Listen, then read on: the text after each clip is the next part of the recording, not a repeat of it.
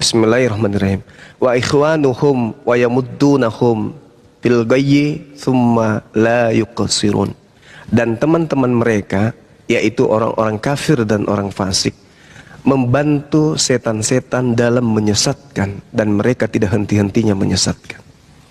Ini bukan saya nuduh ibu loh ya, tapi sebagai muslim saya melihat itu. Sebagai muslim saya melihat itu.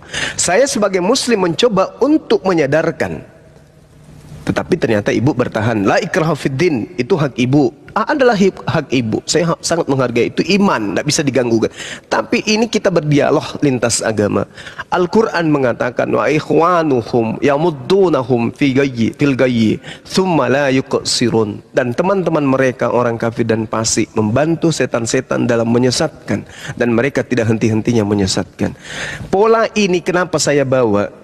Karena penyaliban Yesus tadi kita sepakat dikelilingi oleh setan. Merasuki Yudas, merasuki imam kepala, merasuki mahkamah agama, merasuki orang Farisi. Siapa yang mengelilingi salib ini? Setan.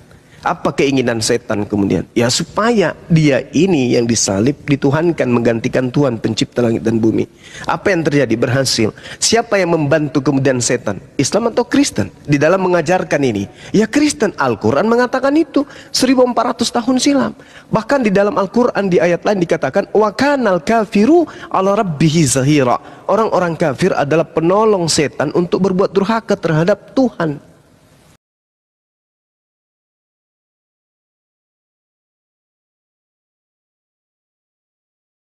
Tadi kan saya membacakan Amsal 6 kan? Amsal 6 dikatakan 6 perbuatan yang dibenci oleh Tuhan.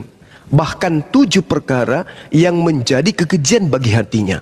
Ternyata kekejian yang diperlakukan oleh iblis, ya, kebencian yang dilakukan oleh iblis yang membangkitkan kebencian Tuhan dan kemurkaan Tuhan, ternyata oleh teman-teman Kristen dijadikan itu sebagai pola kebenaran. Makanya Al-Quran tidak salah mengatakan itu. Wa kanal kafiru ala rabbihi zahira. Iblis yang mau Yesus disalibkan. Kenapa saya katakan iblis yang mau? Karena Tuhan tidak mau. Apa buktinya? 6 perkara yang dibenci oleh Tuhan. Salah satunya adalah orang yang menumpahkan darah orang yang tidak bersalah. Yesus tidak bersalah. Apa buktinya? Kalau setan melanggar firman Tuhan, Keluaran 23 lemah 1, jangan kau membunuh Yesus. Karena Yesus itu orang yang benar. Yesus itu orang yang tidak bersalah. Jangan kau membunuh. Tuhan sudah sampaikan itu. Bahkan Yesus dalam Matius 19 ditanya oleh orang sesamanya, wahai guru, perbuatan apa yang harus aku lakukan supaya aku bisa masuk ke dalam surga? Apa kata Yesus? Lakukan segala perintah Tuhan. Apa itu? Yang tadi Amsal 6, Keluaran 23. Lalu murid itu masih pura-pura nggak tahu.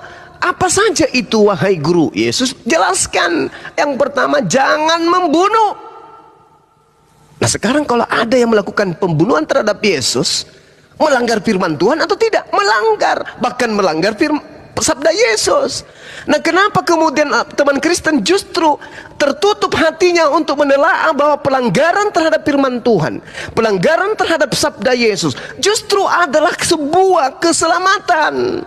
Kenapa? Karena Al-Quran sudah menorehkan wa kanal kafiru ala rabbihi zahira. Orang-orang kafir ini penolong. Penolong. Sekarang mari kita deteksi. Yang memberikan pesan paling banyak Yesus itu anak manusia di dalam Bible itu siapa? Iblis. Saya bisa buktikan betapa banyak pesan iblis di dalam Bible yang mengatakan Yesus itu adalah anak Tuhan. Anak Tuhan adalah Tuhan. Iblis.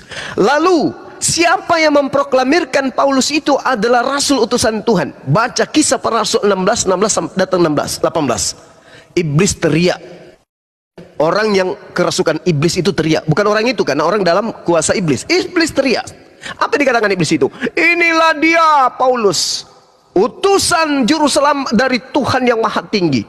Coba, iblis yang memproklamirkan itu. Lalu siapa yang mengimani? Kristen. Mengimani Yesus anak Tuhan, mengimani Yesus Tuhan, mengimani Paulus utusan Tuhan, dan seterusnya. Siapa mereka ini? Inilah yang diterangkan Al-Quran.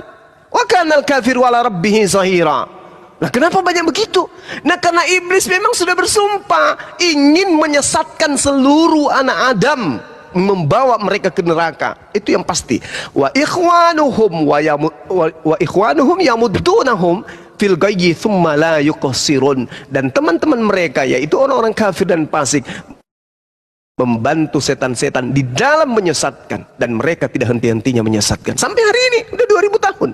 Udah 2000 tahun. Yang tadinya Yesus itu hanya sebagai utusan, dirubah lagi langkahnya, ibunya juga adalah Tuhan. Ada kan tadinya? Dirubah lagi setelahnya, diganti lagi, firman itu adalah Tuhan. Setelah itu dilantik lagi Yesus, Yesus ini adalah Tuhan. Muncul lagi, ada menjadi Yesus itu hanya utusan, ada yang menjadikan Yesus itu Trinitas, Tritunggal, ada yang mengatakan Yesus only. Pokoknya semua cara dilakukan. Untuk apa? Untuk menyesatkan. Padahal sederhananya Tuhan itu cuma satu. Yang mengutus Yesus sudah selesai. Apa untungnya coba? Cuma bertobat. Ya Tuhan, ampuni segala dosa-dosa. Ya udah selesai. Kita bertobat dengan cara itu sungguh-sungguh, udah selesai. Ngapain jadikan korban anak orang? Apa alasannya?